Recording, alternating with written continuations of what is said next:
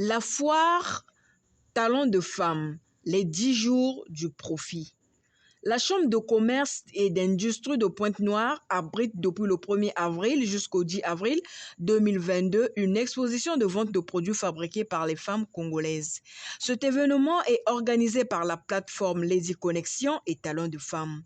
Ce jeudi 7 avril 2022, Média Plus Océan s'est rapproché de Marlène Tchoufou, l'organisatrice, pour connaître le but de cette foire. Talents de femmes, en fait, c'est l'occasion de montrer ce que savent faire les femmes en un seul endroit. En fait, nous avons réuni en cet endroit un certain nombre de femmes qui présentent et valorisent leur savoir-faire. Alors, depuis le début, nous avons eu déjà l'exposition vente qui a commencé le 1er avril et qui se terminera le 10.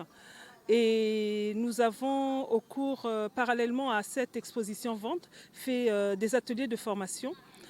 Nous avons fait l'atelier de formation sur les yaourts, celui sur les gâteaux, celui sur les pastels, celui sur la tchéké, celui sur la décoration. Aujourd'hui, nous avons terminé par l'atelier beignet. Au total, 26 exposantes venues de tous les horizons ont montré les produits de leur travail. Au programme, l'exposition et la vente des produits, les ateliers de formation, des animations et la dégustation. Pour joindre l'utile à l'agréable, quelques exposantes ont montré leurs produits. Ce que nous proposons aujourd'hui, c'est les produits de la manioquerie, notamment le manioc sous vide, sous toutes ses formes, et également le mbouata qui a été modernisé. Donc nous proposons du mbouata avec plusieurs saveurs, autant sucré que salé. Je présente la marque Audenade Infinity. L'infini qui veut dire tout ce qui est grand. Je suis dans l'afro-tendance, l'ethnique. Je suis dans la décoration. Je suis dans le cosmétique. Nous vendons aussi des produits capillaires, notamment pour toutes ces femmes qui sont nappies comme moi, pour les valeurs africaines en fait, contre le défrisage, contre tout ce qui est produits chimiques. Nous sommes aussi dans la vannerie, voilà, nous confectionnons aussi ça. Donc j'encourage toutes les femmes aussi à se lancer dans tout ce qui est vannerie avec nos produits locaux, voilà. Dans le cadre de l'atelier de formation, les femmes ont appris comment fabriquer les beignets. Les participantes à cet atelier s'expriment. Aujourd'hui, par rapport à la fabrique des beignets, déjà j'ai appris à fabriquer le beignet parce que je ne connaissais pas. J'avais l'habitude de consommer les beignets, de manger le beignet, mais je n'ai jamais fabriqué pâte, on dit boule d'ambiance. C'est ce qu'on a eu à faire aujourd'hui, et les pâtes à chaud. Et pour moi, c'est une découverte. Comme on dit tous les jours, on apprend. Donc je viens d'apprendre comment fabriquer la pâte et cuire les beignets, boule d'ambiance et pâte à chaud. Je pensais que c'était difficile de faire la pâte des beignets, boule d'ambiance. Et aujourd'hui, je viens de réaliser qu'en 30 minutes, je peux faire cette pâte-là et puis faire mes beignets et les vendre peut-être pour avoir un peu d'argent. Voilà. Donc c'est ce que je viens d'apprendre aujourd'hui. Je suis venue pour assister parce que j'avais déjà cette expérience, mais je suis venue pour recyclage en quelque sorte parce qu'il y a longtemps que j'ai fait ça. C'est la main de la jeune fille qui s'ajoute et puis bon, il y a d'autres ingrédients aussi qui se sont ajoutés par rapport à tout ce que moi j'ai appris dans mon jeune âge.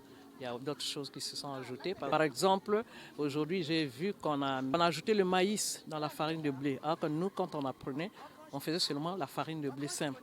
Mais là, on a ajouté le maïs avec les boules d'ambiance. Voilà. C'est pour la première fois que je vois qu'on met le maïs. J'ai été très contente parce que tout ce que j'ai vu, je vois souvent le maïs. Et les différentes manières de confectionner les beignets, ça m'a plu. Et donc, cet atelier-là, c'est vraiment intéressant que nos enfants viennent apprendre. Mais nous, c'est un recyclage. Et ce qui a été un plus pour moi, c'est que nous, en notre temps, on n'utilisait pas le beurre. J'ai vu que le beurre a été utilisé, c'est un plus pour moi. Parmi les partenaires présents figure la société Grand Moulin du Phare qui a fourni le nécessaire dans la préparation des beignets. Annie Sylvie Bala, assistante communication Société Grand Moulin du Phare, sur leur contribution. MCELCOM, justement, c'est la structure qui nous a contactés. nous a fait une demande de sponsor.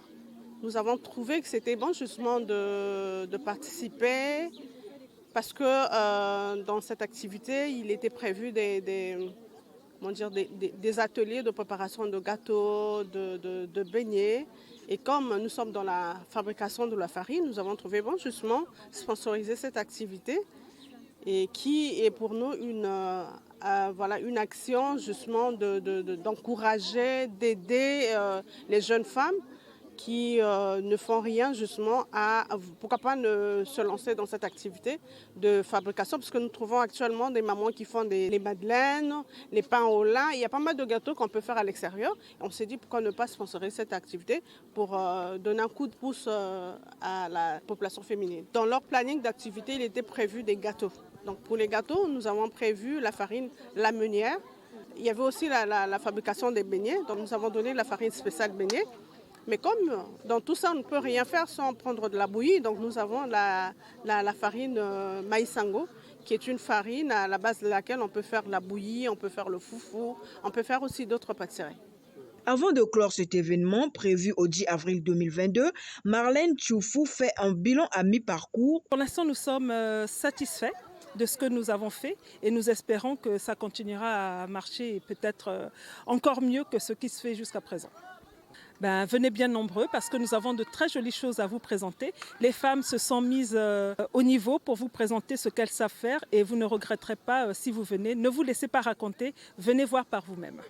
Seulement pour Béatrice Dekopni-Nguessan, ivoirienne, cette foire doit intéresser toutes les femmes de la sous-région. Nous pouvons faire beaucoup de choses, il suffit de réfléchir. Et nous pouvons rester sur place au lieu d'aller mourir dans la Méditerranée. Donc vraiment, je vous remercie pour l'atelier. C'est bien. Si je vais en Côte d'Ivoire, moi aussi, je vais aller leur dire là-bas. Mais que cet atelier soit internationalisé. Je vais faire l'écho du Congo en Côte d'Ivoire.